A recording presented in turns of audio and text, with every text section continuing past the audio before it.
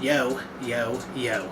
It is Joe from Photos with Phones, and today we are here to talk about one of my favorite types of photography, landscape photography.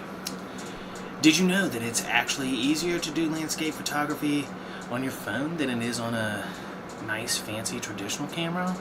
Yeah, you're going to want to stick around for this. Now, lucky for us, I went on a fantastic hike this weekend that was something of a content creator's dream.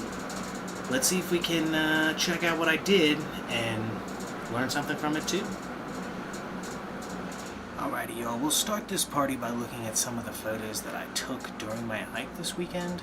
As you can see in every photo, the lighting is absolutely impeccable. The lighting is impeccable because I took advantage of tip number one, get out there early.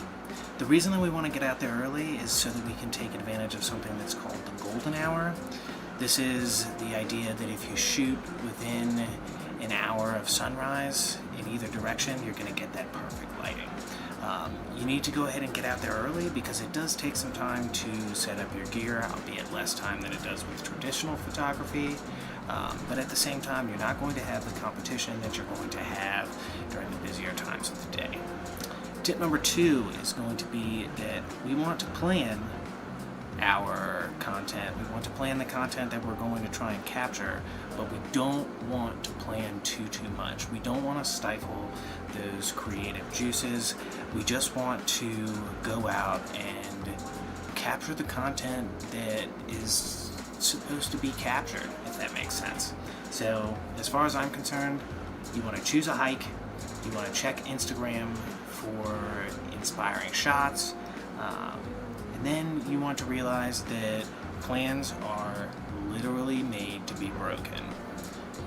In this instance, we realized that the hike that we chose was also an active historical site, and I majored in history at college, so anything history related, I'm going to stop for a couple minutes.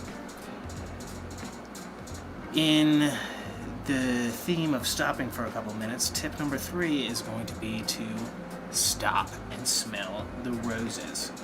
During this time, you can try to reconnect with nature. We spend so much time connected to our phones, to the internet, to social media. Just turn it off, reconnect with nature. As the great Scottish philosopher John Muir once said, "I am losing precious days. I am degenerating into a machine for making money. I am learning nothing in this trivial world of men. I must break away and get out into the mountains to learn the news." Every time I go on a hike, I kind of feel the truth in John Muir's words. And even though I'm there to capture content, I'm also there to do a little recharging. So, now that we're recharged, let's do some photography. When it comes to nature photography, landscape photography, it's a great tip to use people and other inanimate objects to show the scale of where it is that you're shooting. In this case, we're shooting on top of a crag overlooking a valley, and by making the subject of the photo Catherine and Jasmine, I'm able to show the sheer size of where it is that we are.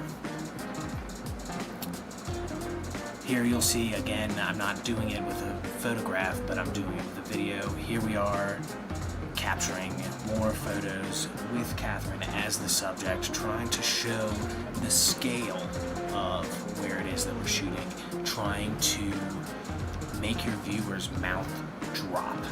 That's what makes photographers like Peter McKinnon, like Chris Howe, that's what makes them so popular, is that people look at their content and are absolutely blown away. You can do this on a smartphone, you just need the right tools.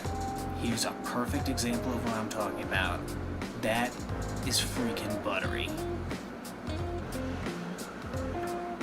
Another great way to add value to the content that you're creating is to capture some good, varied B-roll. B-roll is what's going to run in between all of your clips to just add some interest. some visual interest in between the words. So there you have it. There are our tips.